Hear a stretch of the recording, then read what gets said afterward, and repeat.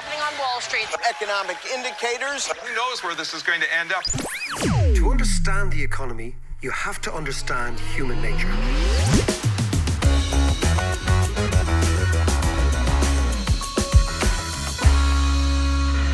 How you doing there? It is David. Hope all is well. It's the podcast. As you know, we're trying to make economics and sometimes politics a little bit more comprehensible, a little bit more relevant, and hopefully shed a wee bit of light on what's happening, not just in Ireland, but around the world. Now, this week, we're going to focus on Ireland. For those of you who aren't Irish, bear with us. We're going to focus on Ireland because it looks like we are going to have an election in the next 4 weeks. It looks like an election is going to be announced in the next couple of days. And it focuses our minds on elections, on politics, on economics, and what's going to happen next in this country. We're going to look at it from a historical perspective as well as analysing the parties involved. And as always, I'm joined by your man. How are you, Head? How's it going? What's been rocking your world? Well, what's been rocking my world? Back training, and I'm sore. Every bit of me is sore, but hey, you look January, like you look like Roberto Duran. You look like David Beckham without the tats. Okay, showing your full physique. Well, you know, I really don't know why a high-end aftershave brand doesn't sponsor you. Well, they might do after this, Mac. Absolutely. So come here to me. Looking at the news all week, and whether it's Trump and Iran and all that kind of stuff. But the one story that keeps cropping up here is the whole RIC commemoration and the debacle that has caused. What's going on there? Okay, right. So we have, both John and I, a bizarre thing going on. In 1920, my grandfather, John Pryor, down in Cork, was an RIC officer. And in 1920, I believe your granddad was doing something else. Yeah, this is funny because I did see your tweet during the week where you said that you fessed up, as it were, that your granddad was... I came out. Yeah, you came out, compounding out. And it reminded me of a testimony. My granddad did a testimony back in the early 1950s. And I remembered I got that, and I remember flicking through it years ago when I was a teenager, and I wasn't that interested in it. And when I saw your tweet, it put me in mind of it.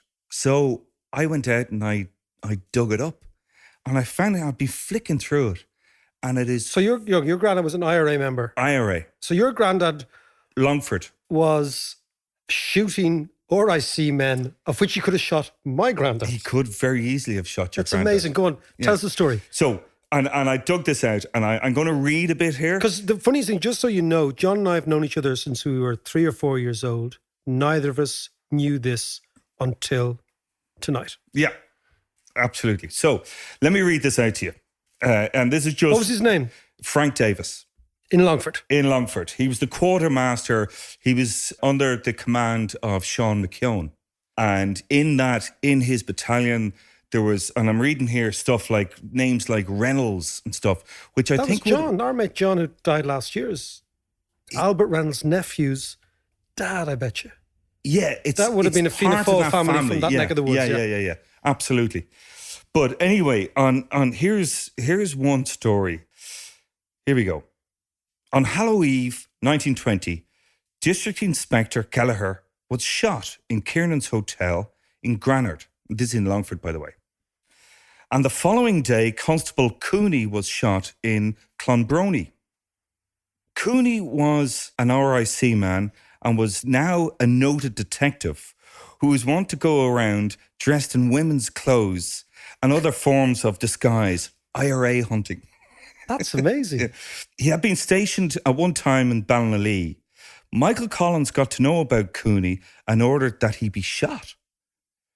The Brigadier OC mentioned in advance to me, that's my granddad, that instructions to this effect had been sent to our battalion.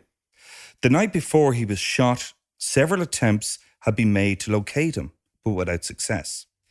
On the 1st of November, I was informed that Cooney had gone out the by road to France. That's a townland in Longford, apparently. I proceeded there and shot him. That's it. Just like that. I went there and I shot him. He was dressed in civilian attire and riding a bicycle. He was carrying a roll of paper in a collar box at the time. I was afterwards informed that this contained the names and numbers of the important men in the movement in Longford and the surrounding counties. His notes were in code and they were sent to GHQ and deciphered there. Isn't that amazing? So your granddad shot an RIC guy? Yeah, well, one of many apparently. Well, it's wow, really? Yeah, I know. And I'm not sure what I feel about that, but, you know, they were the times. They were the times. It's interesting because it transpired after I tweeted that out. A cousin of mine sent me a resignation form from the RIC that my granddad on the 30th of June 1920 resigned. And it's interesting. So he joined in 1910. He was 29 in 1920. Yeah. He joined when he was 19.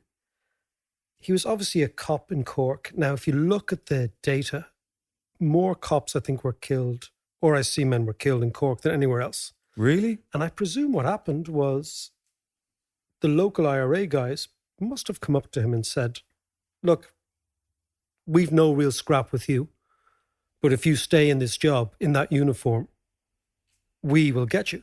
Is this before or after? Do you remember the Black and Tans or the auxiliaries The Black and Tans had burnt Cork? No, the Black and Tans come in August of 1920. Okay. So in June of 1920, and then I decided, okay, I'm going to Google this, okay? And what transpired in June of 1920, I had no idea this, was that the court system broke down. So what had happened was there was a court system in Ireland, which there would be a normal jury court and there'd be members of the public would be in the jury. And by 1920, or in 1920, in June of 1920, the court system broke down because Irish people no longer felt either willing or able to be juries in local courts. And it transpires that a hell of a lot, I'm not sure the numbers, of RIC men resigned then. Right. Because they kind of realised, A, we don't want to be killed by the IRA. Yeah. B, we are being ostracised by our own people. And C, the legal system is turning paramilitary now because the court system has broken down. Yeah. So it transpires, I mean, I don't know much about this, that my granddad resigned then and left the RIC. What is interesting, in subsequent years, nobody really talks about this in our family. Yeah, yeah. But what I find amazing, just this conversation, is the fact, John, that your granddad was on one side, my granddad was obviously on the other, and you and I were brought up in suburbs of Dublin, in a suburb of Dublin, and nobody gave a damn. Yeah.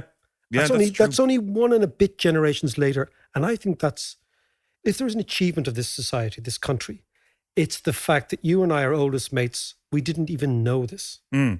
Yeah. Whereas there are people who continue to carry this wound, hurt, side for generations. Yeah. And that's absolutely true. And it is the fact that... But I always thought you were a bit dodgy. I'm now looking at all my cousins in Longford and going, Jesus, lads. I'm looking at all my cousins in Cork saying, what side were you actually on? No, but it is interesting. So, but the RIC commemoration seems to me, and I'm somebody who had a granddad in the RIC, totally ridiculous, totally unnecessary, stirs up all these old issues. It's part of our family history. Look, our country's history is complex. It's not black and white. Families were divided. People were divided. What annoys me is that a government decides, for whatever reason, to commemorate something that nobody wanted. Yeah. And suddenly you have it was this... bizarre where that came from. It probably comes from Fine Gael. I don't really know where it comes from. Maybe it's Fine Gael trying to be, you know... All things to all men. They want to be nice to unionists. You know, I can tell you, knowing the unionists up north, they don't give a damn about this. But you know what, though? I mean, you mentioned this in an earlier podcast about, and in your book, the audiobook, about a United Ireland is on the cards at some stage. And in order to incorporate them, we do need to reach out. Well, And is this part of it? well, John, you know what strikes me is that the reaction this week to this RIC commemoration and the very visceral reaction against it, this happened 100 years ago. Yeah. This is our grandparents, Yeah. right? A long, long time ago. For many people listening to the podcast, this is their great or maybe great-great-grandparents, but certainly their great-grandparents. If we can't deal and digest and accept what happened 100 years ago, I don't think we're ready yet Yeah. for the sort of emotional, intellectual, and political leap we'll need to do to incorporate the North. I hope we can do it, Yeah. you know. Well, But it's it's I the thought it was- harking back that bothers me. Although, having said that, Bob Marley said once that if you don't know where you came from, you don't know where you're going, man. if him don't know where him come from, him don't know where him gone. No, but you know, you're absolutely. But look, you know, it's the thing I think Sean O'Casey once said: if Ireland could stop fucking worrying about the dead and worry a little bit more about the living, it would be It's grand. brilliant. Yeah, yeah. But the interesting thing is, the War of Independence, the Civil War, all that stuff. You think, it's all gone, and yet we've got an election, John. Well, that's what I want to ask you about. Tell us about the election. Look, we've got an election coming up. I think. At some stage, do we know when? Well, I think it could be announced this week, and then it'll be a month later. So it'll be middle of February. So it's very, very close.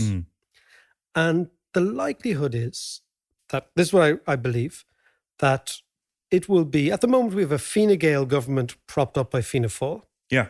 I think it's quite likely either we'll have a Fine Gael government propped up by Fianna Fáil again, or we will have a Fianna Fáil government propped up by Fine Gael. What difference does it make? I mean, they're practically the same, aren't they, when you actually look at it?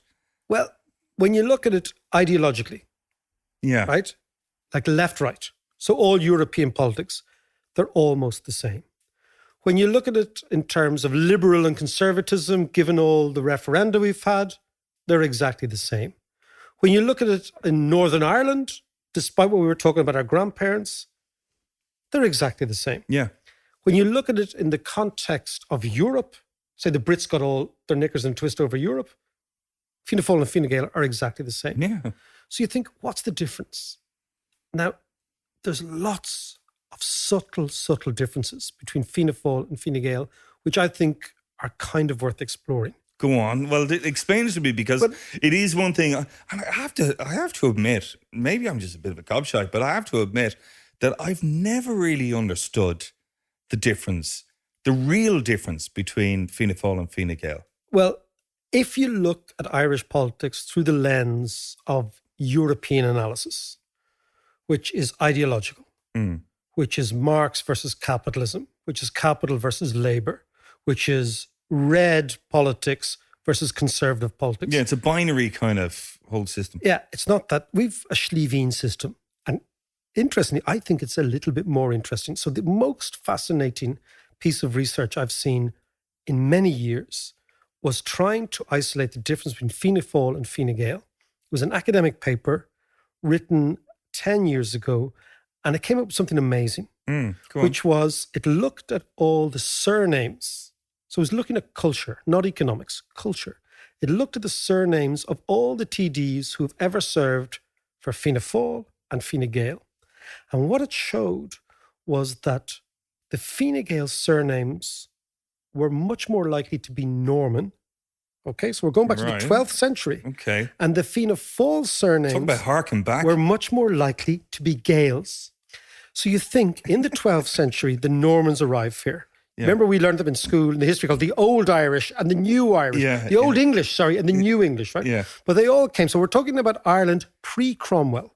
We're talking about Ireland from the 12th century to the 16th, 17th century. Right. Okay. What was the status quo? And the status quo was between Normans and Gaels. If you look at the Fine Gael MPs, or TDs, right? They're much more likely to have Norman names. And the Fianna Fáilers are much more likely to have Gael names. Go on, give us an example. So what is this? So Fitzgerald, Bruton, these are all Norman names. Varadkar. Right? Varadkar. Varadkar is obviously a different one. But you think about it, like, say, these old, right? And you take all the Fianna Fáil names, like O'Martin, Micheál Martin, they're much more Gael names, right? So what you think is this the case? Now, this is academic research, right? Which shows this is the case. So the Fianna Fáil, Fine Gael division is very deep in Ireland. It goes back to the 12th century.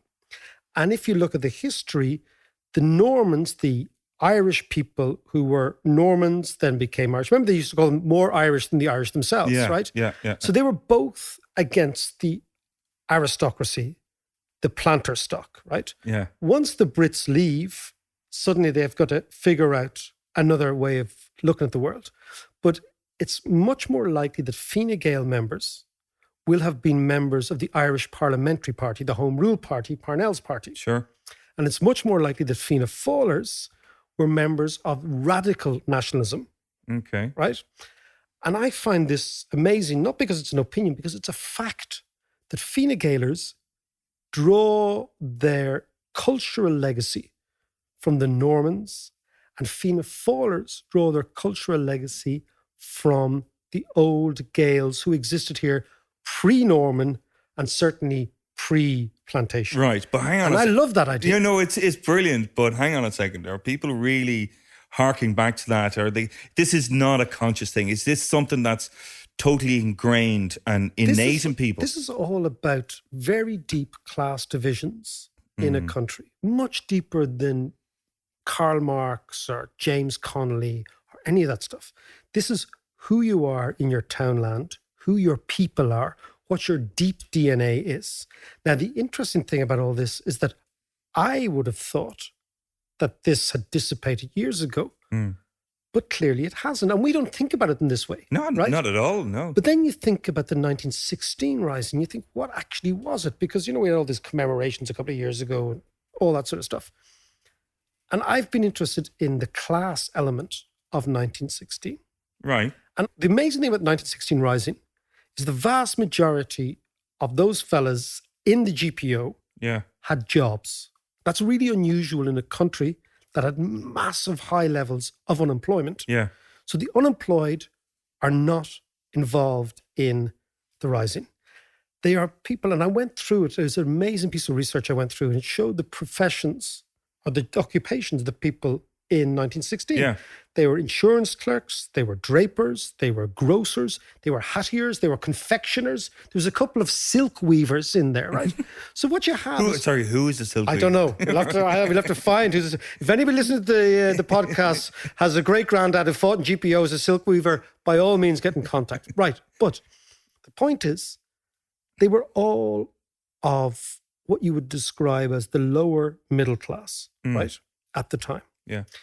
So in our history, we have this notion that it was a great workers' revolution, the James Connolly, the Irish Brotherhood, yada, yada, yada. Like the Russian Revolution. Like the Russian Revolution, and like the O'Casey plough and the stars and Juno and the Paycock, all that stuff. Actual fact, that wasn't the case, right? So you think, okay, why in 1916 did the lower middle class decide to rise up against the Brits? And I think you go back a little bit before, right? And you look at what was happening in Ireland. And this struck me the other day when I was reading the paper about Leinster versus Connacht playing rugby. Oh, was that match? We had it. Yeah, it was, yeah. Leinster hockey them, didn't Oh, absolutely. At half time, it was basically a point a minute. It was 14-0. Yeah. Really? Yeah. But anyway. So details, what I'm looking at is the rugby. I'm looking at rugby playing schools. And I'm looking at the Blackrock colleges, the Clongowes colleges, the Belvederes of this world, all those old schools. Yeah. I'm thinking, is it any coincidence that they were all set up in the 1870s and 1880s? And I don't think it is. So here's my take on 1916, on Fine Gael, Fianna Fáil, and our coming election. Go on. Not to mention our grandfather's fact that had your grandfather been in Cork, there's a very high chance, given his proclivity for killing policemen, that I wouldn't be here. Okay? So... I'm feeling uncomfortable about it's that. Weird, actually. I know it is, absolutely. I'm not saying my grandfather wouldn't have shot back, but there you go. Right. For sure. In the 1880s, all these schools are set up, these rugby playing schools are set up. I'm thinking to myself, why is this? Is that a coincidence? I don't think it is. So I think that by about the 1860s and 1870s, the Brits, the English, had made the tacit acceptance that they were going to pull out of Ireland via a Home Rule bill at some stage in the future. Okay. The Conservative Party under Disraeli didn't accept that. The Liberals did under Gladstone. But by and large, if you look at all the Land Acts, the Land League, particularly the Land Acts, Balfour Act, all these things, what you see is a British establishment, reluctantly, but realistically beginning to pull out of Ireland under the Home Rule umbrella. Yeah. So in order to do that, they would have to say, well, they had to create a Catholic, nationalist, mercantile, upper middle class who would run the place under Home Rule. Yeah. So they didn't have that before the 1860s.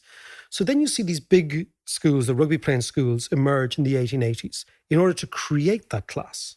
A mercantile class that wanted to establish and preserve trade with the UK, and a civil servant and an upper professional So these class. are all seen as the West Brits. This is the West Brit idea. And it was clearly sanctioned by and encouraged by London, as well as Dublin, and arguably as well as Rome, because they were going to be a Catholic middle class, Catholic professional class. But did people actually sit down and strategize this? It seems to me it's inconceivable that this wasn't strategized. And this is not a conspiracy theory. It's just like things happen organically. I mean, I think politics is evolutionary. Yeah. So it was just an evolution of what was happening in the society. So what you see is basically the Brits, up until 1910 or 1911, have this grand design, which is called Home Rule. And the assumption at the time was that the Conservative Party would bring the lippy, chippy Northern Unionists in under Home Rule, that they'd do a deal with. That's the assumption, that basically the Unionists weren't that serious about preserving the Union and we could buy them off. And we'd create in Dublin and in Belfast and in Cork, Pres Cork and all these, we'd create this Catholic middle class, and in the north, this Protestant middle class apparatchik society that would take over the country. Yeah. Okay. This idea then all melts into the snow in 1912 when the Ulster Unionists signed the Covenant.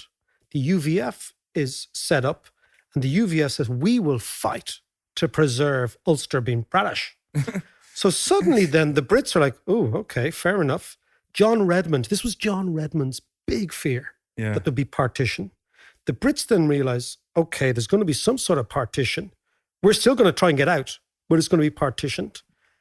Then we go back to what's happening in the South, in the Republic.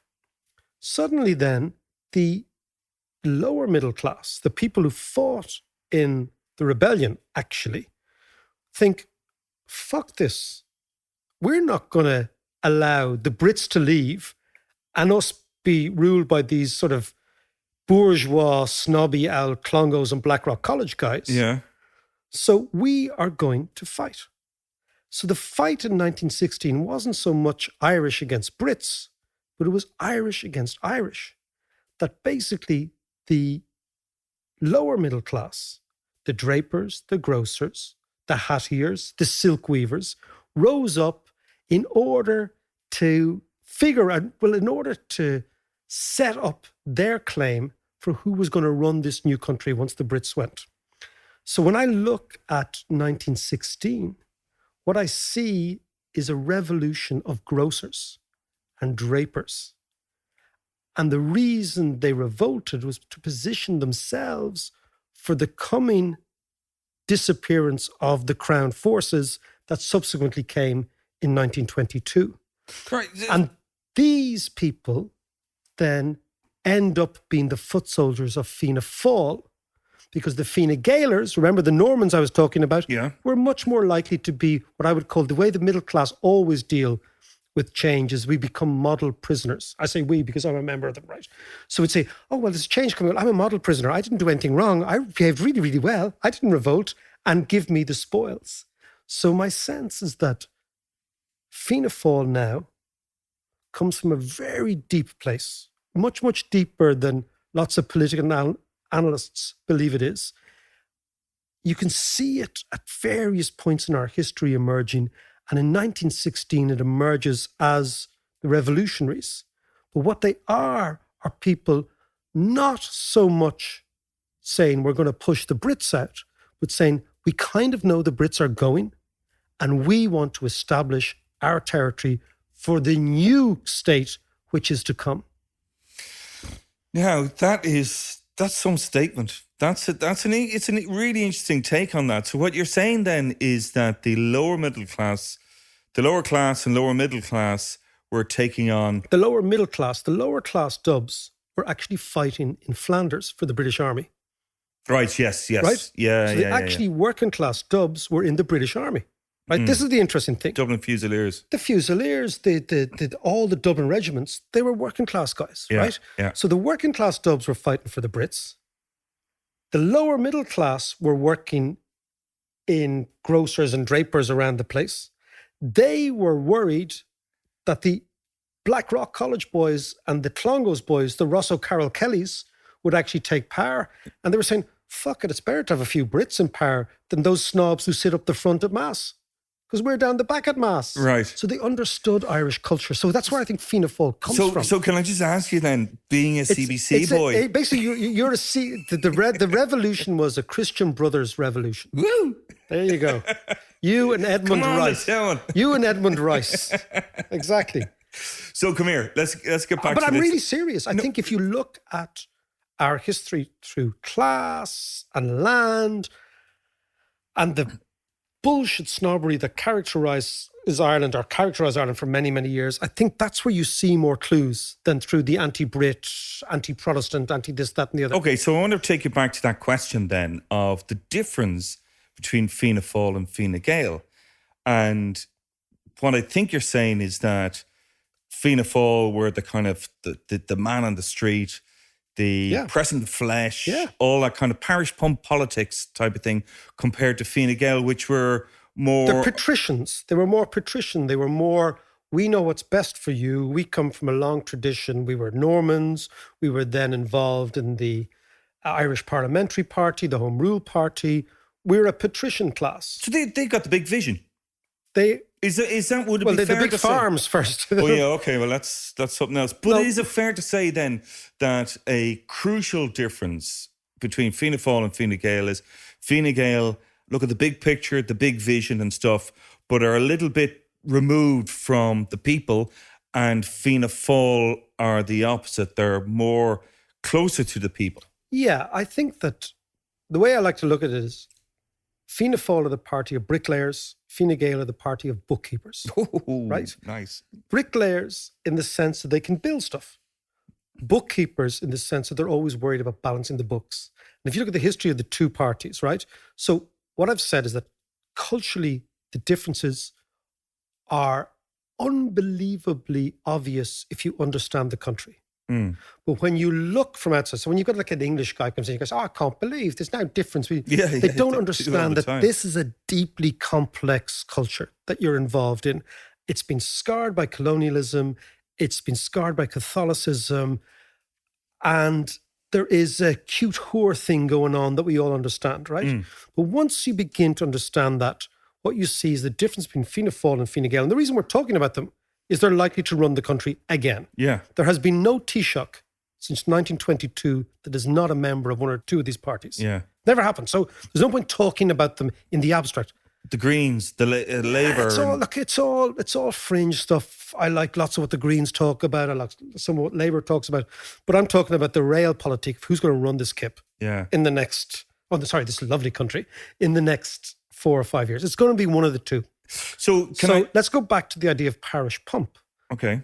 Because so many of our political commentators are sort of schooled in the Anglo-Saxon or maybe the European view of right and left, they look down their nose at our politics because they say there's no difference. My goodness, there's no difference between Fianna Fáil and Fine Gael. How can you have two dominant parties that don't stand for capital and labour and this and that? And I think, no, what's going on here is something much more interesting. Whereas that Fianna Fáil, when I was younger, were described as almost clientelistic. They're like West African. I scratch your back, you scratch mine. I'll sort it out. Don't worry, I'll talk to Mick. I'll talk to John. He'll sort it out. This is why the last time I saw a beautiful Fianna Fáil, but it's actually even more than Fianna Fáil.